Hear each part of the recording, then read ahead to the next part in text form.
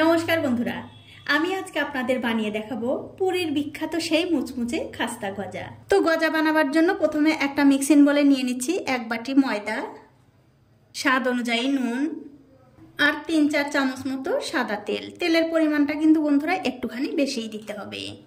এবারে সব কিছু মিশিয়ে হাত দিয়ে ঘষে ঘষে এই ময়দার সঙ্গে মাখিয়ে নিতে হবে। দেখুন সবকিছু দিয়ে কিন্তু আমি ময়দাটা খুব ভালো করে মাখিয়ে নিয়েছি। আর বন্ধুরা, ময়দার মধ্যে কিন্তু ময়াম দিতে হবে এইরকম ভাবে। এই ময়দাটা মাখানোর পরে যদি দেখেন হাতের মধ্যে নিয়ে এরকম মুঠো করলে মুঠো হয়ে যাচ্ছে, আবার একটুখানি চাপ দিলে একদম ঝরঝরে না, একটুখানি দলা দলা হয়ে পড়ছে, তখন বুঝতে হবে এই ময়দার মধ্যে ময়াম দেওয়া ঠিক হয়েছে। দেখুন ঠিক এরকম। এখন আমি এর মধ্যে অল্প অল্প করে জল দিয়ে খুব সুন্দর একটা ডো তৈরি করে নেব। তবে বন্ধুরা, এই ময়দার মধ্যে একবারে জল দিতে যাবেন না, অল্প অল্প করে জল দেবেন আর এই ময়দাটা মাখিয়ে নেবেন। আর এই ময়দাটা কিন্তু একদম শক্তও হবে না, আবার একদম নরমও হবে না, এরকম করেই মাখাতে হবে। দেখুন অল্প অল্প করে জল দিয়ে প্রায় 5 থেকে 6 মিনিট এই ময়দাটা কিন্তু আমি মাখিয়ে নিয়েছি। দেখতেই পাচ্ছেন ময়দাটা কিন্তু খুব সুন্দর করে মাখানো হয়ে গেছে। এখন আমি একটা ঢাকা দিয়ে 10 মিনিটের জন্য রেখে দিচ্ছি। এখন একটা কড়াইতে দিয়ে দিচ্ছি 1 বাটি চিনি, তার মধ্যে দিয়ে দিলাম 1/2 বাটি জল। এবারে গ্যাসের ফ্লেমটা মিডিয়ামে রেখে এই চিনি আর জলটা আমি খুব ভালো করে জাল দিয়ে নেব। জাল দিয়ে একটা চিনির শিরা তৈরি করে নেব। আর এই শিরার মধ্যেই কিন্তু আমি গজাগুলো ভিজাবো। দেখুন গ্যাসের ফ্লেমটা মিডিয়ামে রেখে এই চিনি আর জলটা কিন্তু আমি খুব ভালো করে জাল দিয়ে নিয়েছি। তবে বন্ধুরা, এই চিনি শিরাটা কিন্তু একদম ঘন করা যাবে না। আমি আপনাদের দেখিয়ে দিচ্ছি কেমন অবস্থায় এই চিনি শিরাটা নামাতে হবে। চিনি শিরাটা জাল দিতে দিতে একটুখানি চিনি শিরা এরকম করে 2 আঙ্গুলের মাঝখানে নিয়ে যদি দেখেন একটা তারের মতো হয়েছে, তখন বুঝতে হবে এই চিনি শিরাটা জাল দেওয়া হয়ে গেছে। দেখুন ঠিক এরকম। এর চেয়ে কিন্তু বেশি ঘন করা যাবে না, এর চেয়ে ঘন করলে কিন্তু চিনি শিরাটা একদম ঘন হয়ে যাবে। তখন আপনারা যে গজাগুলো চিনি শিরার মধ্যে ডোবাবেন, গজার মধ্যে কিন্তু এই চিনি শিরাটা ঢুকবে না। এখন আমি গ্যাসের ফ্লেমটা অফ করে দিচ্ছি। তারপর এর মধ্যে দিয়ে দিচ্ছি সামান্য একটু লেবুর রস। এই লেবুর রসটা দিলে কি হবে, এই চিনি শিরাটা যখন ঠান্ডা হবে তখন কিন্তু একদম জমে যাবে না। তার জন্য কিন্তু অবশ্যই একটুখানি লেবুর রস দিতেই হবে। এবারে আমি এটা ধরে এক সাইডে রেখে দিচ্ছি। এবারে যে ময়দা মাখিয়ে আমি ঢেকে রেখেছিলাম তার উপর থেকে ঢাকাটা তুলে নিচ্ছি। তুলে নিয়ে এই ময়দাটা আমি আবার একটু ভালো করে মাখিয়ে নেব। দেখুন ময়দাটা কিন্তু আমি আবারও খুব ভালো করে মাখিয়ে নিয়েছি। এখন আমি এখান থেকে ছোট ছোট করে 5টা লেচি কেটে নেব।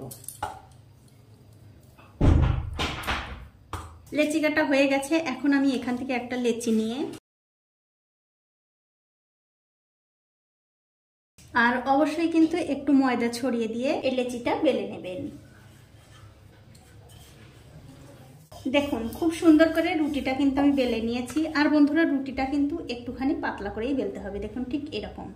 এটা হয়ে গেছে, এটা আমি তুলে নিচ্ছি। আর এই একই রকম করে কিন্তু আমি সবগুলো রুটি বেলে নিয়েছি। এখন একটা রুটি আমি রুটি বেলনার উপরে নিয়ে নিলাম। তারপর এর উপরে দিয়ে দিচ্ছি সামান্য একটু সাদা তেল। এখন এই তেলটা হাত দিয়ে খুব ভালো করে এই রুটির উপরে ছড়িয়ে দিতে হবে। ছড়িয়ে দেওয়ার পর এর উপরে দিয়ে দিতে হবে একটু করে কর্নফ্লাওয়ার। অবশ্যই কিন্তু কর্নফ্লাওয়ার দিতে হবে। কর্নফ্লাওয়ারটা দিলে এই যে গজার যে লেয়ারগুলো আছে সেই লেয়ারগুলো খুব সুন্দরভাবে বোঝা যাবে। যদি আপনাদের ঘরে কর্নফ্লাওয়ার না থাকে আপনারা ময়দাও দিতে পারেন। তবে ময়দা দিলে কিন্তু বন্ধুরা খুব একটা ভালো হবে না, কর্নফ্লাওয়ার দিয়ে যতটা ভালো হবে। দেখুন কর্নফ্লাওয়ারটাও কিন্তু আমি এই রুটির উপরে ছড়িয়ে দিলাম। তারপর আরও একটা রুটি আমি এই রুটির উপরে দিয়ে দিচ্ছি। আবার সেই একই রকম ভাবে একটু তেল দিতে হবে। তারপর ছড়িয়ে দিয়ে এর উপরে একটু আমি কর্নফ্লাওয়ার দিয়ে দিচ্ছি। আর এই একই রকম করে কিন্তু সবগুলো রুটির উপরে একটু তেল আর কর্নফ্লাওয়ার ছড়িয়ে দিতে হবে।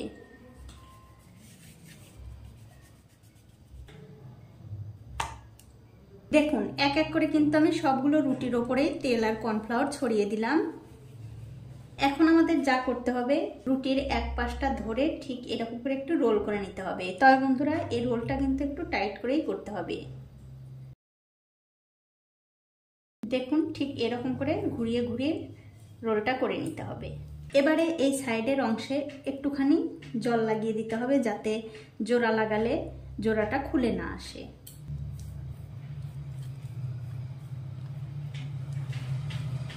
দেখুন খুব সুন্দর করে রোলটা কিন্তু আমি করে নিলাম। এবারে একটা ছুরি দিয়ে একটু ছোট ছোট করে কেটে নিতে হবে, তবে খুব একটা বেশি বড় করেও কিন্তু কাটা যাবে না, 1 ইঞ্চি মতো করে কেটে নিতে হবে। আর খুব একটা চাপ দিয়েও কিন্তু এই রোলটা কাটা যাবে না, তাহলে কিন্তু ভেতরে যে লেয়ারগুলো আছে সেগুলো নষ্ট হয়ে যাবে। ঠিক এরকম করে কেটে নিতে হবে। আর আমার এই ছোট্ট চ্যানেলটি যারা সাবস্ক্রাইব করেছেন তাদেরকে অনেক ধন্যবাদ, আর যারা সাবস্ক্রাইব করেননি তাদেরকে সাবস্ক্রাইব করে নেওয়ার অনুরোধ রইল। যে সকল বন্ধুরা আমার এই রেসিপিটা ফেসবুক থেকে দেখছেন তাদের কাছে আমার অনুরোধ থাকলো অবশ্যই আমার এই পেজটিকে ফলো করে দেবেন, তাহলে আমি যখনই নতুন কোনো ভিডিও নিয়ে আসব সবার আগেই কিন্তু আপনিই দেখতে পাবেন।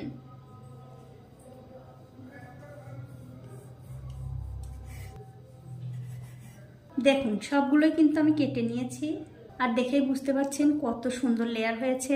এবারে একটা লেচি রেখে বাকিগুলো আমি তুলে নিচ্ছি। তারপর আমাদের যা করতে হবে, লেচিটা একটুখানি ঠিক করে নিয়ে ঠিক এরকম করে খুব হালকা হাতে চাপ দিয়ে একটুখানি চ্যাপ্টা করে নিতে হবে। তারপর আবারও একটু বেলনি দিয়ে এরকম করে বেলে নিতে হবে। তবে বন্ধুরা খুব একটা বেশি চাপ দিয়ে কিন্তু বেলা যাবে না, একটু হালকা হাতেই বেলতে হবে।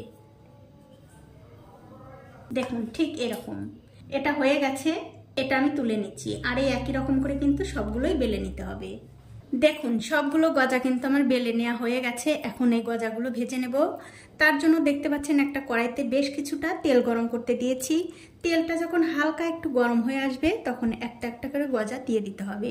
তেলটা কিন্তু বন্ধুরা খুব একটা বেশি গরম করে দেওয়া যাবে না, অল্প গরম হলেই এই গজাগুলো দিয়ে দিতে হবে। এখন আমি গ্যাসের ফ্লেমটা একদম লোতে রেখে এই গজাগুলো ভেজে নেব। কিছুক্ষণ পর যখন দেখবেন গজাগুলোর এক দিকটা একটুখানি শক্ত হয়ে গেছে তখন অন্য দিকটা উল্টে দিতে হবে। তবে বন্ধুরা খুব একটা বেশিও কিন্তু নাড়াচাড়া করার দরকার নেই, খুবই হালকা হাতে একটু উল্টে দিতে হবে।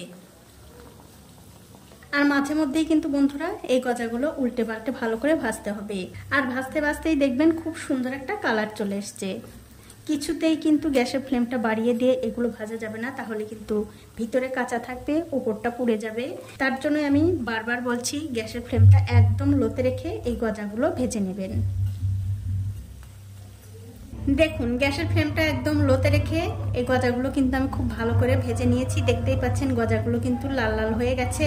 এখন আমি এই গজাগুলো তেল থেকে খুব ভালো করে তেল ঝরিয়ে তুলে নেব। তুলে অন্য একটা প্লেটে রেখে দিচ্ছি। আর এই একই রকম করে কিন্তু সবগুলো গজাই ভেজে নিতে হবে। এখন দেখতে পাচ্ছেন যে শিরাটা আমি আগে জাল দিয়ে রেখেছিলাম সেই শিরাটা কিন্তু ঠান্ডা হয়ে গেছিল।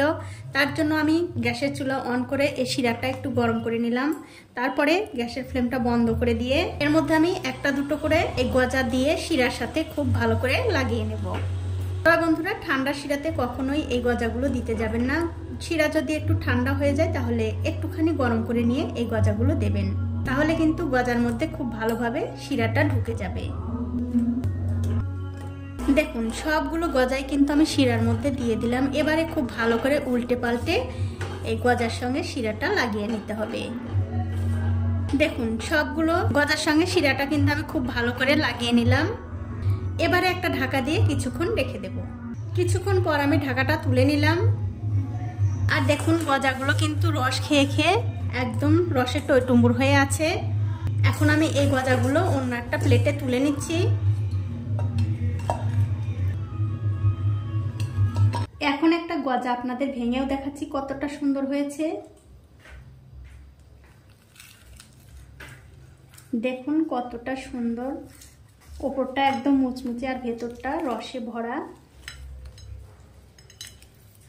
দেখুন তো বন্ধুরা আমার আজকের এই গজার রেসিপিটা আপনাদের যদি ভালো লেগেই থাকে অবশ্যই একটা লাইক, কমেন্ট আর শেয়ার করতে ভুলবেন না।